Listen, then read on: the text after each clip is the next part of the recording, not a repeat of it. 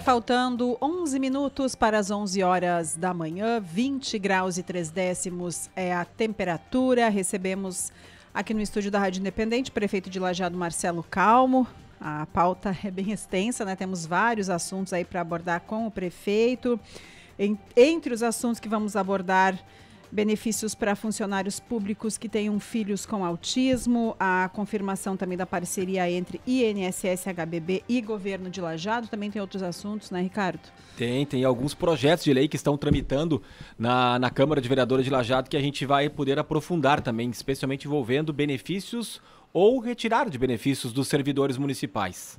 Mas vamos começar então, Rita, né, pelos assuntos aí que foram apresentados essa semana. O orçamento de Lajeado crescendo mais uma vez e projetado em 501 milhões de reais para 2023. Foi apresentada a LDO por parte do Rafael Spengler, o secretário da Fazenda de Lajeado, e também essa parceria que já estava anunciada, mas que foi firmada, né? INSS, HBB e também o Governo de Lajeado. Prefeito Marcelo Calmo, bom dia.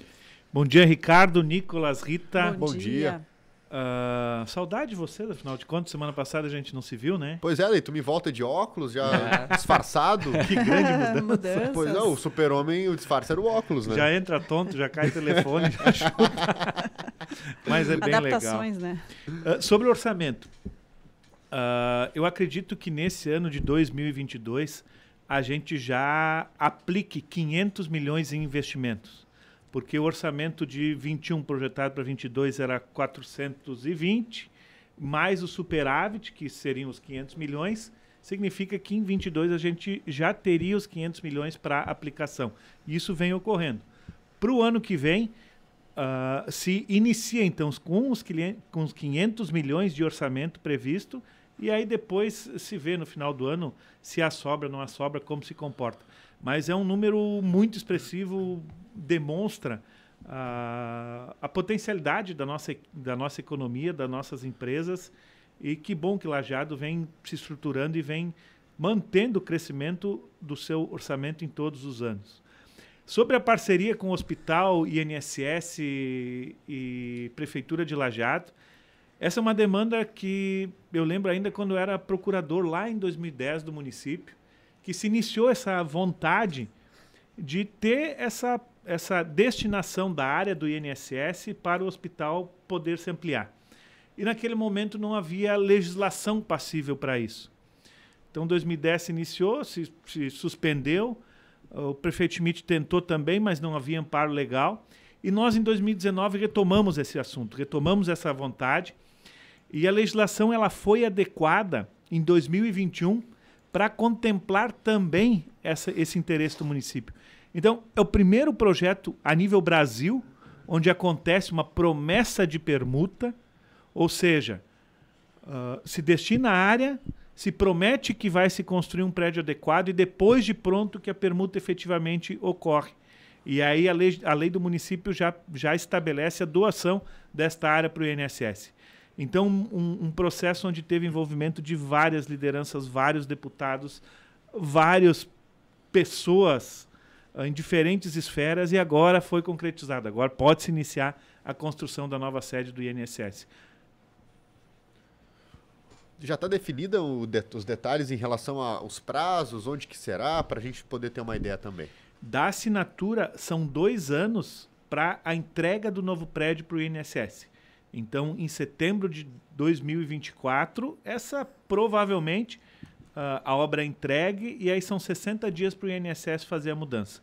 O prédio ele vai ser ali na Júlio Maia, onde era a Praça Mário Lampard, hoje é utilizada para estacionamento. Uhum. E ali, então, a partir desta semana já a gente começa as interferências, já reduz a área de estacionamento, permite ainda os veículos oficiais da Brigada Militar que utilizava aquele espaço como estacionamento para um período maior de transição, de buscar ver onde se alocam esses veículos.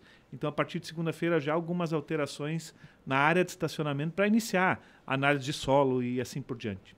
a localização, bem próximo ali ao prédio da Aquat, né? Na esquina ali fica o prédio e a praça, a antiga praça, fica ali para dentro na rua Júlio Maia. Bom, prefeito, tem 2 projetos de lei que dizem respeito ao funcionário público municipal. São mais de 2.000 funcionários hoje que a prefeitura tem. E aí tem um projeto que visa dar benefícios para funcionários públicos que tenham filhos com autismo e outro que retira uma possibilidade de um tempo muito extenso para que as pessoas possam ficar cuidando de pessoas da sua família que estejam adoentadas. Mas vamos primeiro falar por partes, né? A questão do autismo. O que está sendo proposto nesse momento? A legislação municipal, o Estatuto dos Servidores Municipais, que é a norma que regula a relação entre servidor e prefeitura, ela, no caso do autismo, ela não tinha nenhuma possibilidade do servidor estar se ausentando para fazer o acompanhamento do filho com autismo. E o tratamento do autismo é um tratamento que exige uma constância, uma frequência, uma série de intervenções ao longo dos anos. Então, é um tratamento de repetição por longos anos, por muitos períodos, e o município, sensível à causa, procurou encaminhar um projeto para dar essa possibilidade para o servidor que tem o seu filho com qualquer grau com TEA, não falo em grau, que tem o transtorno do espectro autista, que ele possa estar participando do tratamento e do desenvolvimento do filho. E, por outro lado, uma outra proposta que foi encaminhada é a adequação da possibilidade do servidor estar acompanhando pessoa da família que possui alguma enfermidade. Apesar do estatuto ele ser independente e não ter relação com a CLT, que é a legislação que regula a relação entre empregado e empregador na vida privada, digamos assim, a gente também usa essa comparação para estabelecer os nossos limites, né? Na CLT não existe essa previsão do empregado estar se ausentando do seu serviço para acompanhar alguma enfermidade de pessoa da família. Nós tínhamos isso no estatuto. Mas na avaliação do município, esse benefício ele é muito extenso e causa um prejuízo muito grande, principalmente na área da educação, principalmente para as crianças e principalmente para o demais corpo de cada uma das escolas. Por quê?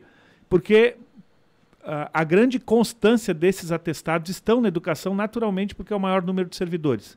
Então, a partir do momento que um professor ele falta a aula para acompanhar alguém da sua família, perde a criança que está na aula e tem uma grande dificuldade do corpo docente da escola estar substituindo esse professor. Então, a proposta do município é adequar isso, é sim garantir que se faça o acompanhamento, mas num período menor do que os 30 dias previsto hoje no ano para 5 dias previsto no ano. O que significa esse prejuízo mensal que se tem? Se tem ideia de quantas pessoas que tiram, quantas horas? O número de servidores que faz uso desse benefício é gigantesco, é preocupante para a qualidade do serviço público como um todo. E não é a gente não vê como a retirada de um benefício, vê sim como a necessidade de adequação para que a gente evite excessos, para que a gente trate recurso público com uma gestão adequada, como a gente faz em todos os processos. Gigantesco seria quantos funcionários? Eu não tenho esse cálculo, mas mais de 100 servidores por mês ele faz uso desse benefício previsto em lei, que a gente não vai eliminar. Cerca de 5% então dos funcionários. Mas vai reduzir para um percentual que se faça conforme seja algo extremamente necessário efetivamente. Porque hoje, eu servidor, eu posso pedir o atestado para acompanhar meu pai, acompanhar minha mãe, acompanhar meu filho, acompanhar meu marido, meu esposo, minha esposa, e seguem esse mesmo rol, mas se reduz para 5 dias. E aí sim, o servidor, naturalmente, provavelmente vai optar por acompanhamento do filho, quando o filho ou a filha, em alguma oportunidade, precisar ir no médico. E se garante isso. A gente só busca evitar o excesso. Eu só fiquei com uma dúvida. Quando isso ocorre com o servidor, por exemplo, ele vai a um médico para receber esse atestado? Ou não, é automático, apresenta algum tipo de problema familiar ali, de algum familiar, e aí automaticamente já recebe esse benefício até então? Ele leva o atestado da pessoa da família. E o princípio é justamente esse, é um atestado para acompanhamento de pessoa da família. Eu volto a repetir que isso não tem similitude em outra legislação, é um benefício que existe no nosso estatuto. A gente mantém o benefício, mas busca regular essa forma de atuação, reduzindo o número de dias para 5 dias no ano. Sobre a questão do autismo, qual o percentual, quantas horas que a pessoa vai poder acompanhar? O projeto de lei é redução de 30% da carga horária do servidor. Trabalha 70%, 30% pode ficar acompanhando o filho ou a filha. E aí e vai valer para outras deficiências também? Esse projeto ele é do autismo e ele tem um regramento todo específico, todo próprio, para comprovação do grau que o filho ou a filha, que a pessoa, que o dependente tem de autismo, e também a necessidade de estar comprovando isso perante a junta médica do município para ter direito ao benefício. E eu sei que há uma discussão entre legislações federal, estadual, que elas seriam superiores à legislação municipal e que já delimitam, já dão algumas orientações sobre isso. E Lajeado estaria com algo a mais, um projeto diferente.